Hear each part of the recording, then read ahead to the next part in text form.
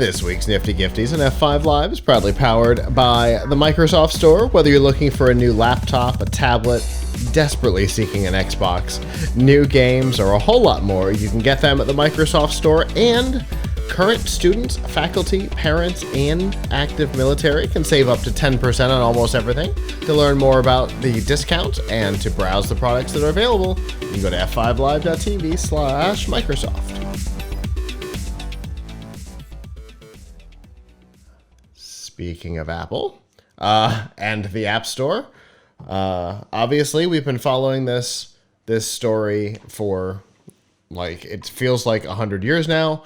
It all started with Epic Games and Apple, and it has progressed on to one particular new rule.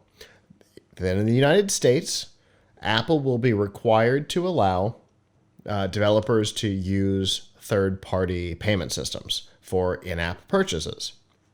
Now, this was theoretically going to be a big deal until we talked a couple of months ago how it seemed like Apple had managed to clutch success out of the talons of defeat by figuring out that they could and should charge a commission on payments that they're not involved in.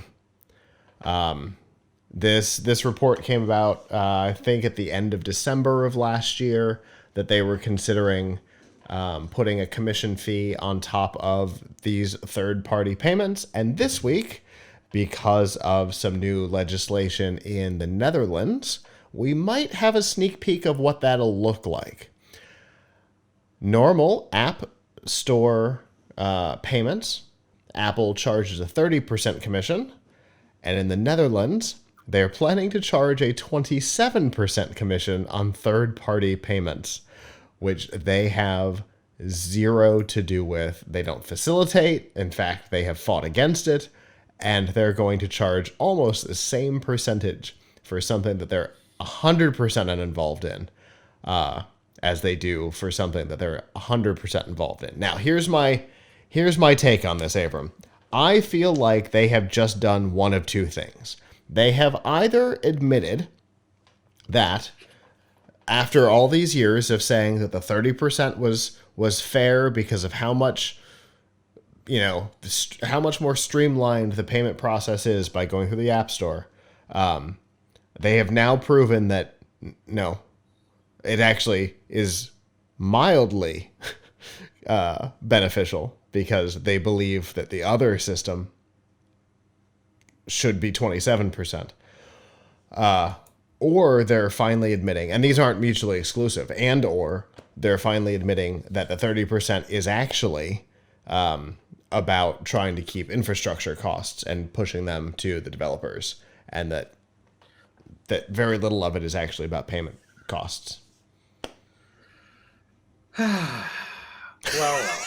I mean, look, I think it's very generous of you to say trying to keep infrastructure costs. I mean, I'm sure that this is primarily about profit. Mm-hmm. They want to make a profit. What is their margin on? I mean, you raise an interesting question, which I really hadn't thought of before, which is, what does it actually cost Apple to host an app in the App Store? Mm-hmm. They have to do some small amount of, I guess, hosting of the files, pushing of the updates.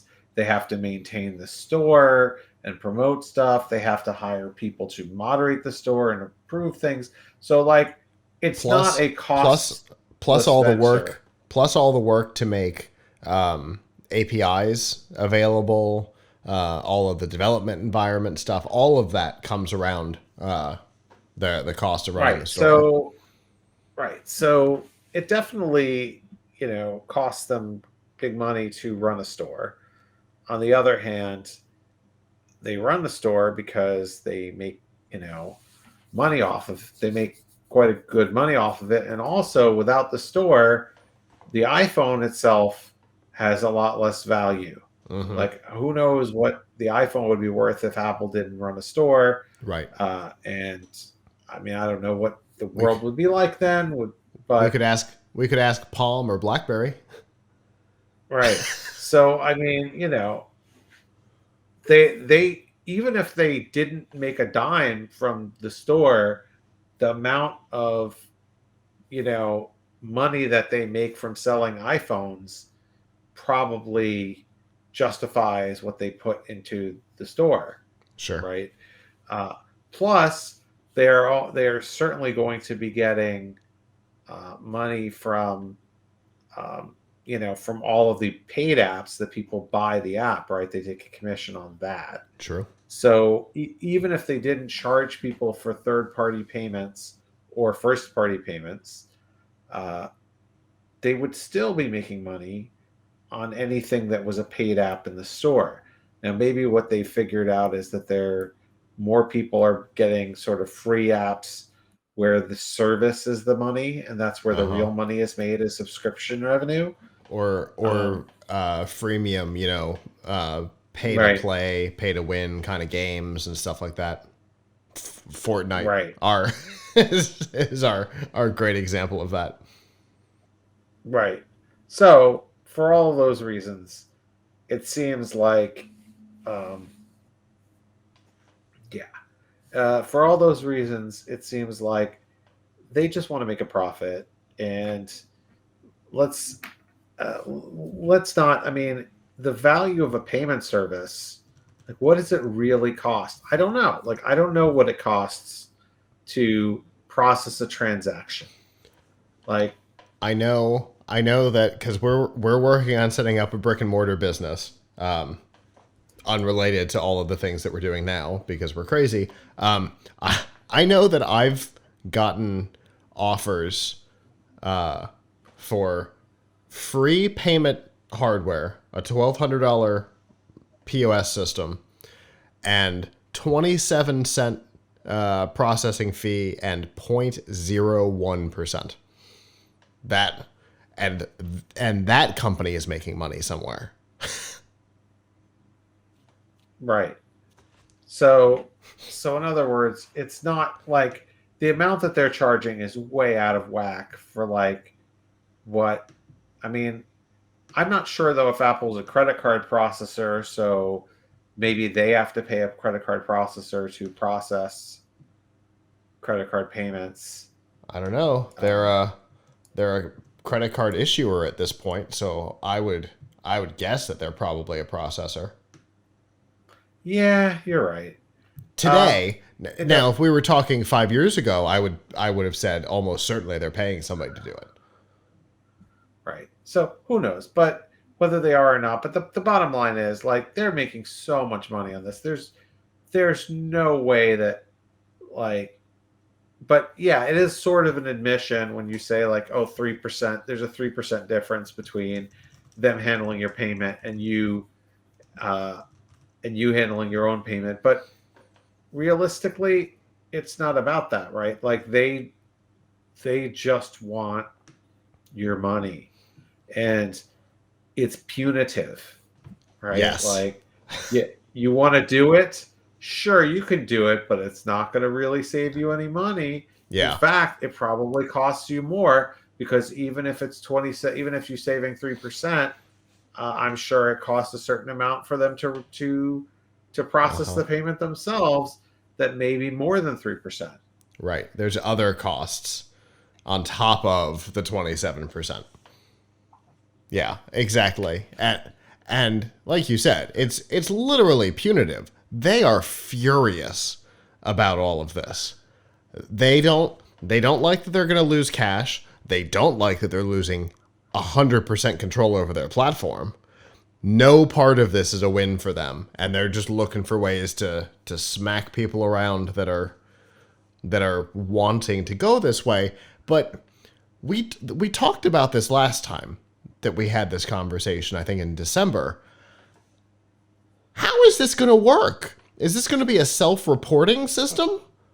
Yeah, yeah, that's what I don't understand is how they're going to find out what you like how are they going to find out that a transaction occurred? Right. So Are they gonna require some sort of a third party payment opening API to be used, or what are we does what this are we only talking count about? for does this only count for things where somebody clicked within the app? Like if I'm a Netflix subscriber, I mean, I think you said that this hasn't happened with like Netflix. If I sign up with Netflix on Netflix.com on my browser, uh, and I'm paying it that way, are they then entitled to it because to that payment because I use Netflix on my phone? I don't think so, right?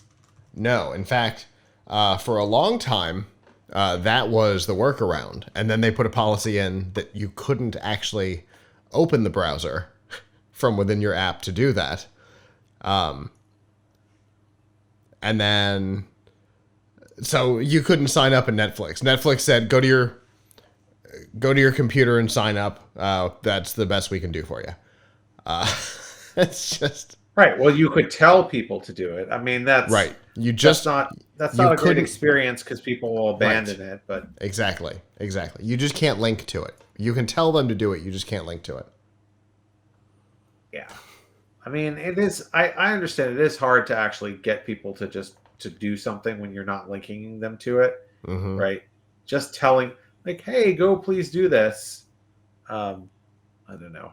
I had a really funny experience once when I one of my very first like real full-time job. I was working for this magazine called National Jeweler magazine, and Ooh, one of the guys there that's had a this group.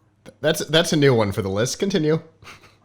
Okay, a new one for what? My list of weird stories. No, Um, past publications. Continue.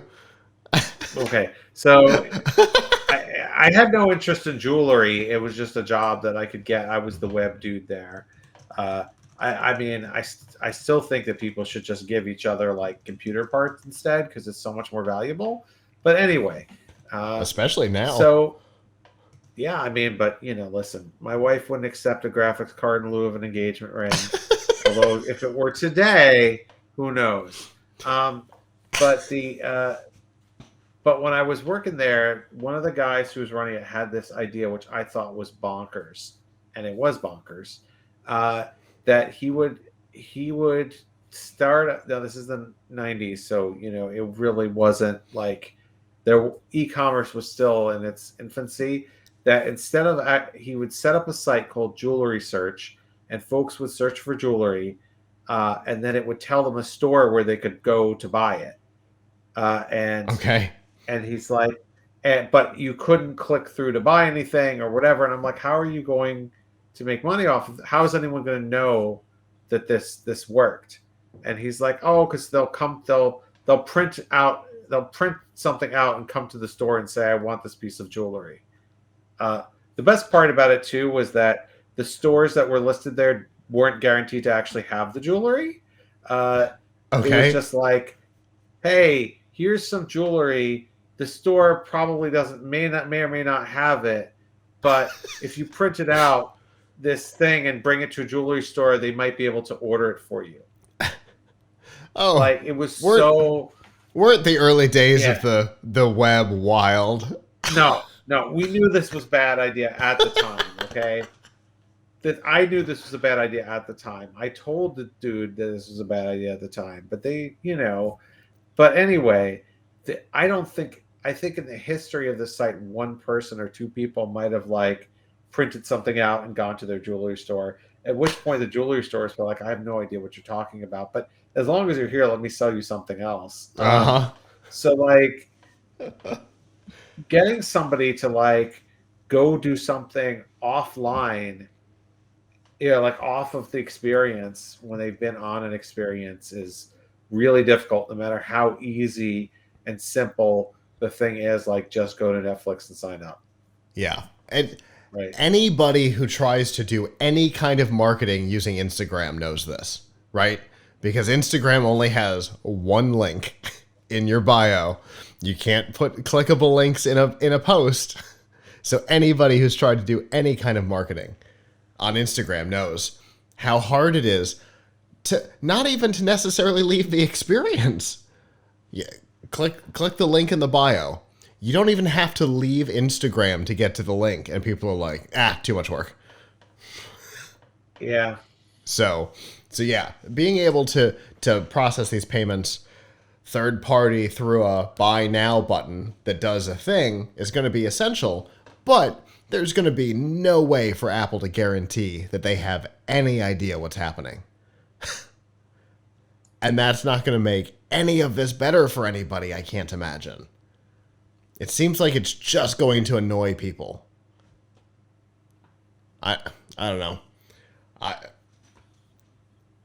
This is not necessarily, it's important to note, this is not necessarily the experience that's coming to the United States. This is what's happening in the Netherlands for dating apps specifically. But I cannot imagine that without some sort of legislation or some sort of a court order, this is not exactly how it gets implemented here when the future comes our way. Just guessing. Hello, YouTube. Thanks for watching, and I hope you enjoyed this episode of F5 Live Refreshing Technology. If you did, please subscribe to the channel down below, and of course hit the notification bell because we know that subscriptions don't mean much on YouTube anymore. If you've got topics that you'd like us to talk about in the future, please comment them down below. And if you'd like to not follow us on YouTube, there's lots of ways that you can follow along with our content by going to plughitslive.com/subscribe. There you'll see all of our shows and all of the ways that you can watch, listen, and follow along.